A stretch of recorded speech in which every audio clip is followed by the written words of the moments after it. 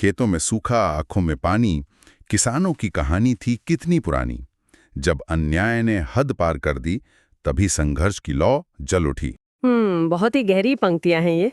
नमस्कार दोस्तों, स्वागत है आपका वन एग्जाम हब पर, जहां हम इतिहास, राजनीति और प्रतियोगी परीक्षाओं के महत्वपूर्ण विषयों को आसान और रोचक तरीके से समझते हैं।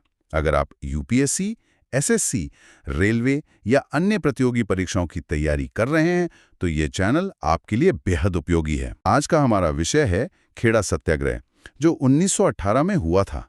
मतलब अगर इतिहास की किताबों को देखें ना, तो ये सिर्फ एक और आंदोलन नहीं था, ये भारत का पहला वास्तविक किसान सत्याग्रह था। एकदम सही कहा आपने। देखिए, जब भी हम गांधीवादी आंदोलनों की बात करते हैं तो अक्सर चंपारण और खेड़ा का नाम एक साथ लिया जाता है, और इसी वजह से कई बार तैयारी करने वाले छात्रों को थोड़ा कंफ्यूजन हो जाता है। कंफ्यूजन कैसा? मतलब दोनों की प्रकृति बिल्कुल अलग थी। 1917 का चंपारण सत्याग्रह मुख्य रूप से नील की खेती के खिलाफ था। उसका मूल स्वभाव था सविनय अवज्ञा, यानी सिविल डिसोबीडियंस। किसान कह रहे थे कि हम अपनी जमीन पर नील नहीं उगाएंगे। अच्छा, तो चंपारण फसल उगाने को लेकर था, लेकिन जहाँ तक मैं समझ पा रहा हूँ, खेड़ा का जो मुद्दा था वो फसल उगाने को लेकर नहीं था। वो पूरी तरह से लगान, मतलब लैंड रेवेन्यू पर आधारित था। बिल्कुल, और यही इसे इतना खास बनाता है। खेड़ा में किसान किसी एक फसल का विरोध नहीं कर रहे थे, वो सीधे तौर पर ब्रिटिश सरकार को चुनौती दे रहे थे। उनका कहना था कि हम टैक्स या लगान देंगे ही नहीं। यह किसान स्तर पर असहयोग यानी नॉन कोऑपरेशन का पहला बड़ा प्रयोग था। ये तो बहुत बड़ा वैचारिक बदलाव था। तो इस पूरी कहानी की शुरुआत कहाँ से होती है?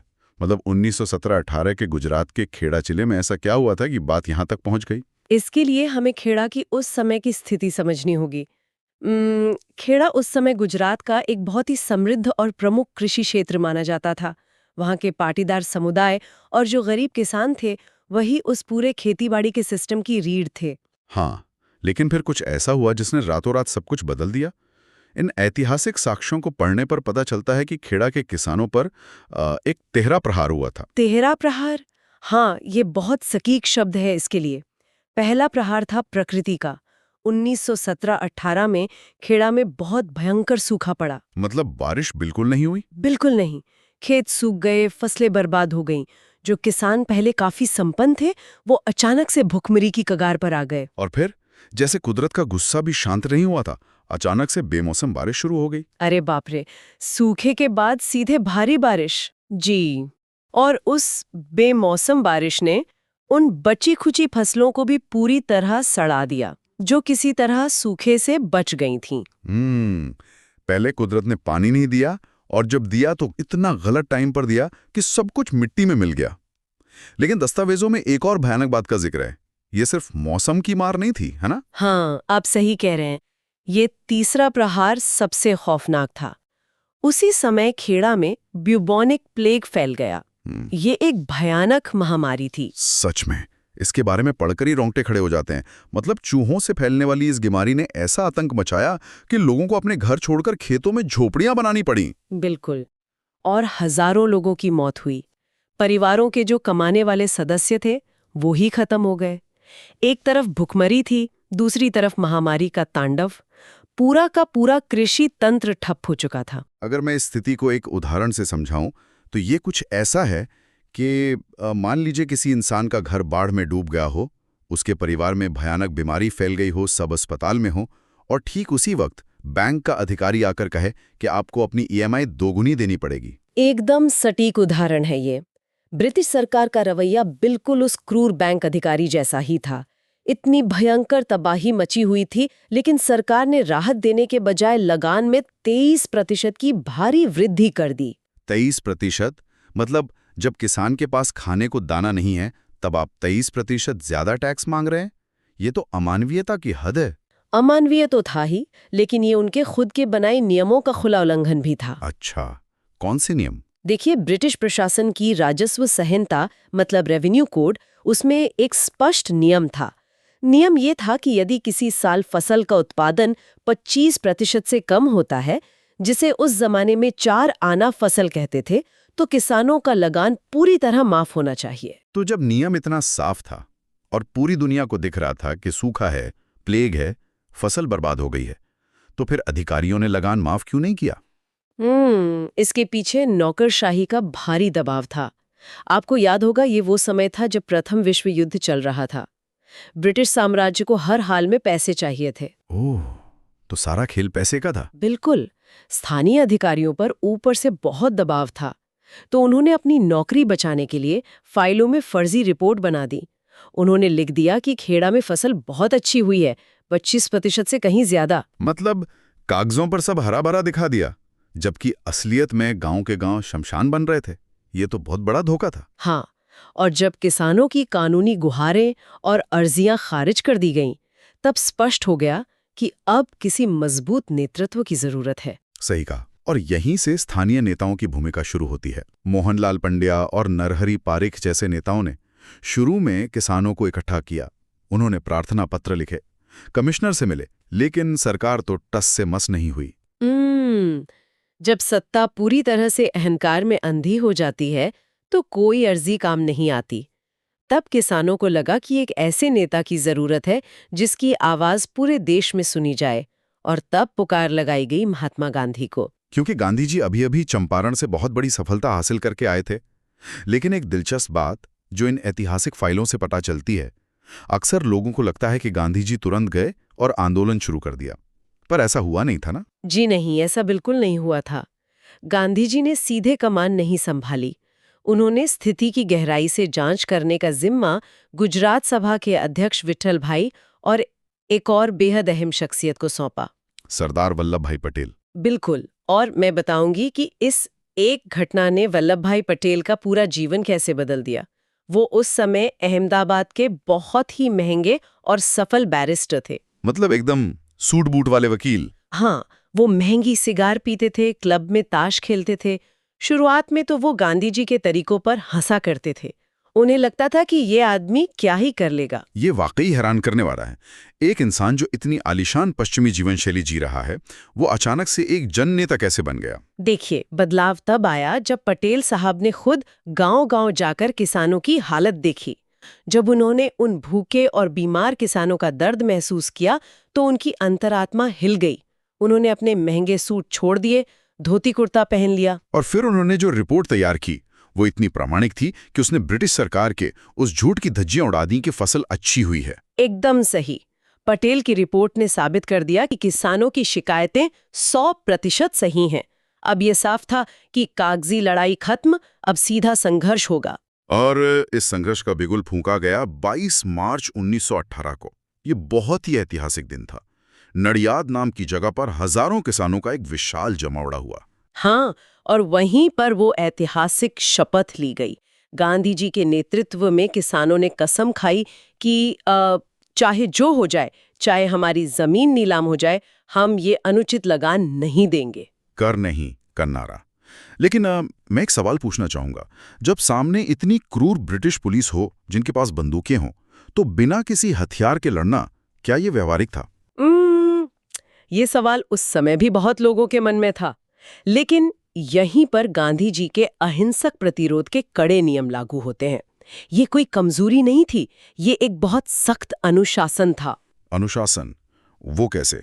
गांधी जी का साफ निर्देश था कि चाहे पुलिस आकर आपके घर का सारा सामान ले जाए, आपके मवेशी खोल ले जाए, आपको पीटे, लेकिन पुलिस पर कोई हमला नहीं होगा। मतलब कोई पलटवार नहीं करना है? बिल्कुल नहीं।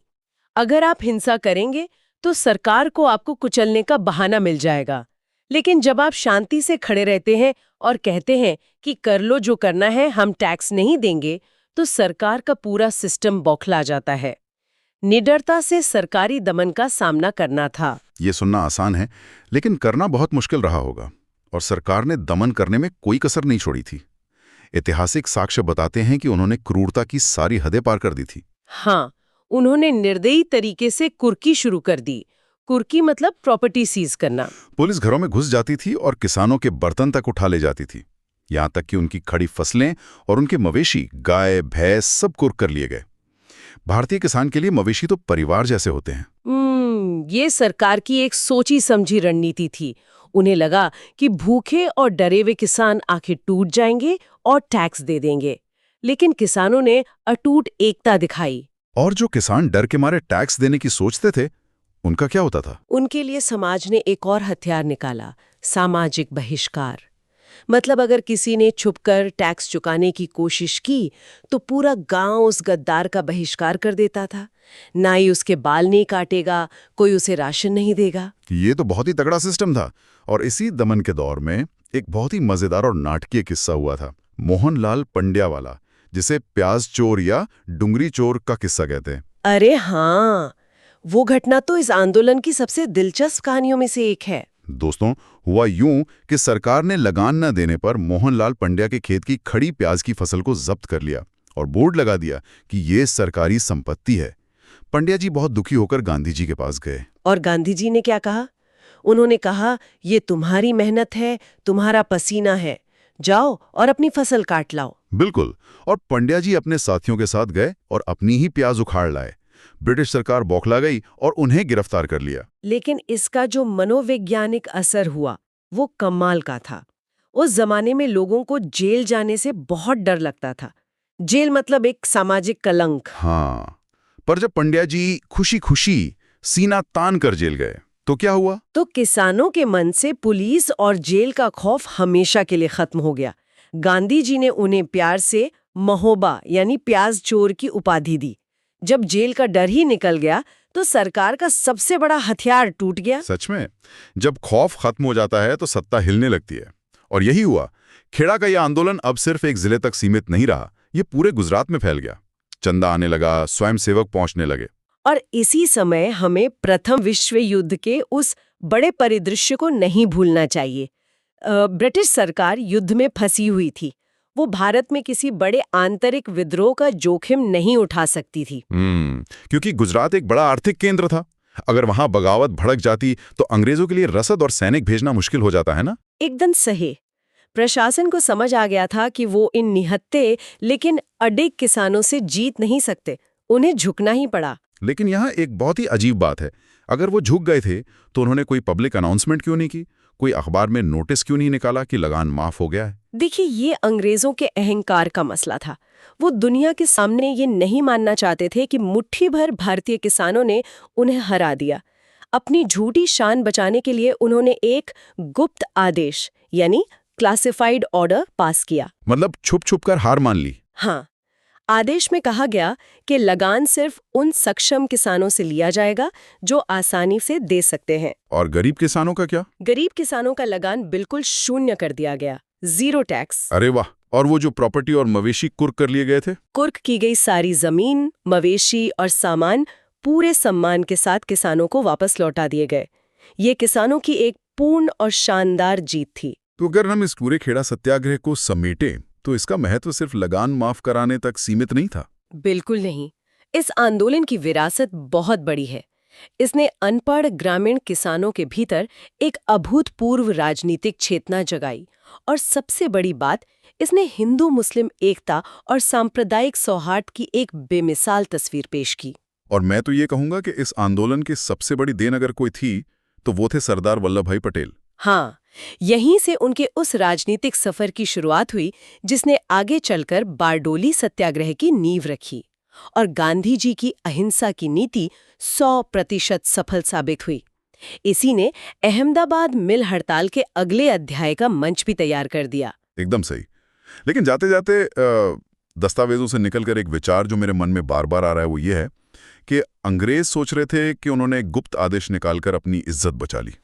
लेकिन हकीकत में उन्होंने खेड़ा के मैदान में सिर्फ टैक्स का पैसा नहीं खोया था, उन्होंने भारत की जनता की वो सहमति खो दी थी जिस पर उनका पूरा साम्राज्य टिका हुआ था। बहुत गहरी बात कही आपने। जब शासन से खौफ खत्म हो जाता है तो साम्राज्य की नींव खोखली हो जाती है। बिल्कुल। और अंत में मैं बस इन पंक्तियों के साथ बात खत्म करना चाहूंगा। जब हौसले मजबूत हों और इरादे अडिग हों तो अन्याय के सामने भी लोग नहीं झुकते हैं। खेड़ा हमें सिखाता है सत्य और साहस से ही जीत मिलती है। अगर आप ऐसे ही महत्वपूर्ण विषयों को आसान भाषा में समझना चाहते हैं तो वन एग्जाम हब को जरूर फॉलो करें और अपनी तैयारी को नई ऊंचाइयों तक ले जाएं।